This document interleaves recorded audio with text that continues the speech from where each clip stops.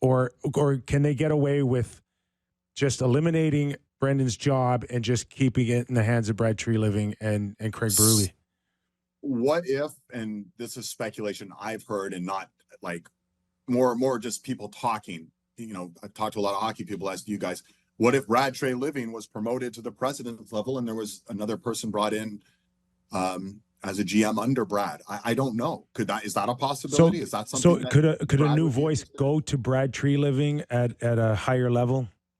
JB? I don't see why not. I mean, it's possible, right? I think he's a pretty well-respected guy, and it doesn't quite seem like a new voice at that point to me, Kip. It seems like that vision would have been lined the past couple of years, but I don't know. I don't know anything. For me, it's less about like whose voice it is and more about like what's being said and how it's being said and how will it sound different from years past. So in the PR department, it's not, you don't necessarily need a new voice, but you need a new message is more important to me than a new voice. Right.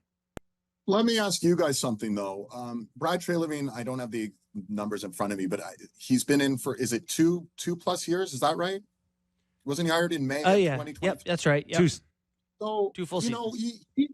He could argue that this group of players, as much as he liked a lot of it, wasn't, he was handed this group of players and he's then started in the 2 years to put some of his identity on the team. Which he did, but just not enough or not enough time.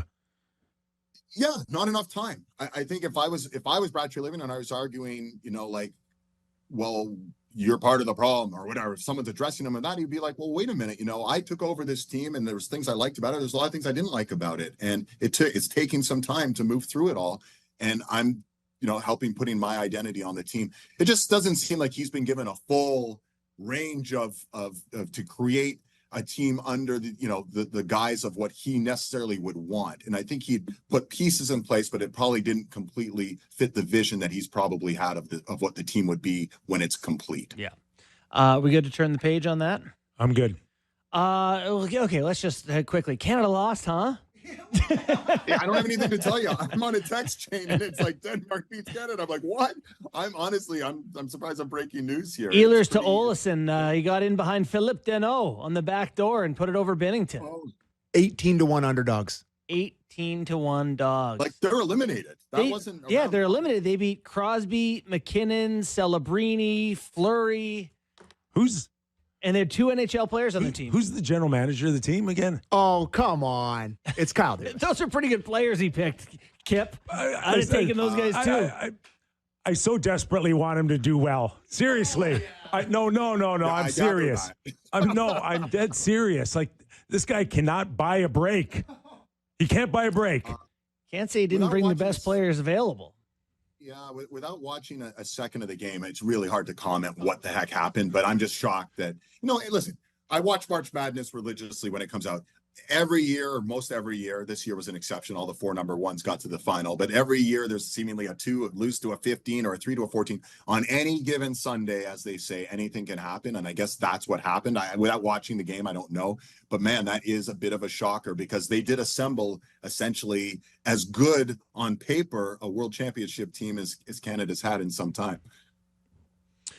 All right, Oilers time. Oilers time. We're going to talk about the playoffs. Okay, yeah. No, you go. You were there covering Game 1. The Oilers leading 3-1 in that game and had it all go awry. What did you see, DA? And they were good, too. They were really good. McDavid was flying. Luke Gastic and I were on at the second intermission, and talk about eating your words. We talked about the maturity of the Oilers, how they were playing with purpose and passion, and it was the best 40 minutes we had seen. I went as far as to say, the thing about this Oilers team is, in the first round, they gave up multiple goals in 8 different periods. In the second round against Vegas, they only gave up multiple goals in a period 3 times. Talking to the players this morning, which we did talk to them, they said, we just won't let things get away from us. The game won't slip through our fingers, We said all this, and then they went out and allowed 5 Meanwhile, it's all slipping through their fingers as they're telling. Yeah, and I turned to Luke, and I'm like, oh, my God. It was the second time this year they've allowed 5 goals in a period. A lot of chatter before the series is the special teams, and it's been almost this Freaky Friday flip around. Last year, the Oilers they were, their PK was historical, right? 94%, 66 of 70. Last year in the Western Conference Final, Dallas went 0 for 14 on the power play. I said to Peter DeBoer, what did you learn about last year's Western Conference Final that'll help you this year? And he goes, well, we can't go 0 for 14 on the power play. And he laughed. And we said, yeah, special teams will be big. Well, special teams were huge. That was the difference. It was a 5-minute implosion of a meltdown, 3 power play goals by Dallas. There's so many things you could point out. Guys not getting in the lane. Stuart Skinner not battling hard enough like we saw. Hellebuck didn't battle hard enough to find those loose pucks in the first round versus St. Louis. It was this eerily similar to that, or it was eerily similar to Stuart Skinner in the first round versus LA. And I was a little surprised Chris Knoblauch didn't call a timeout at some point to try and just calm the team down, because it just slipped through their fingers in a matter of 5 minutes. Give Dallas some credit. They don't give up. They have resilience. They came back obviously in Game 7 versus Colorado. They've shown that ability. That was their 6th comeback win this postseason. Edmonton has 6 comeback wins, and now Dallas has 6 comeback wins. But it's put a lot of pressure on Edmonton to find their way in Game 2, because Dallas in a way stole that game, gentlemen. They were done after 40 minutes. Wasn't based on the 2-goal deficit they faced, but it was just Edmonton was winning every metric of the game and looked in complete control, and it completely fell apart like a $2 watch in a 5-minute span. Yesterday we had Kevin Lowe, 6-time Stanley Cup champion, on the show, and then I posed this question to the guys as well. How important was it for Skinner to get off to a good start so no one can turn around and start questioning him? Does Game 1 unfortunately plant a little bit of the seed of doubt in terms of is the Oilers' goaltending going to get them through? To me, it does. And I like Stuart Skinner. I think, and we talked a lot about how he has he's working on his mental game and all that. But at the end of the day, this is Stuart Skinner's stat line this year: 6 goals allowed, 5 goals allowed, 4 goals allowed, 0 goals allowed, 0 goals allowed, 5 goals allowed. It's been an all or nothing proposition, guys, allowing 4, 5, and 6 goals in a game. And that's basically what we've seen, except for those 2 shutouts, which were great.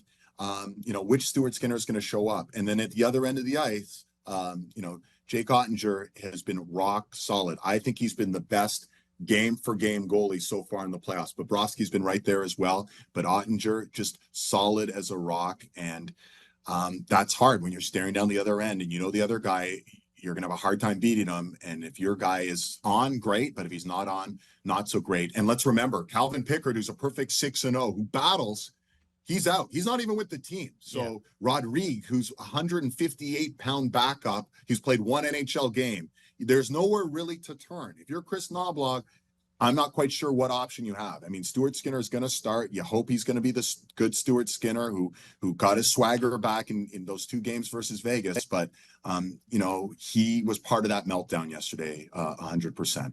I'm sorry. Did you say 158 pounds? That's what I'm hearing, yeah. That's not very many pounds. That's half of Anthony Stolarz. But that's your left leg. We were talking about that. I was talking about that with some hockey guys today, and one of them said, yeah, he's 158 pounds. I said, no, that can't be. And I remember, who was it? Ryan Miller was about 160 pounds, and, Darren Pang. Hey, 6'1", Rodrigue. Yeah, what does it say? What does it list him as? 6'1", 158. That's me in high school. Oh, my God. Tread water in a test tube. So listen, it's goaltending's not about his weight, but my point is, are you going to take at the most important time of year? Are you going to put in a guy who's just untested, and it doesn't seem fair? And that's not even being discussed. But my point is, it has to be Stuart Skinner right now, and you don't want to get into another 2-0 series deficit. Tomorrow's game is really big. And listen, Stuart Skinner has shown the ability to bear down and be great. He has shown that ability.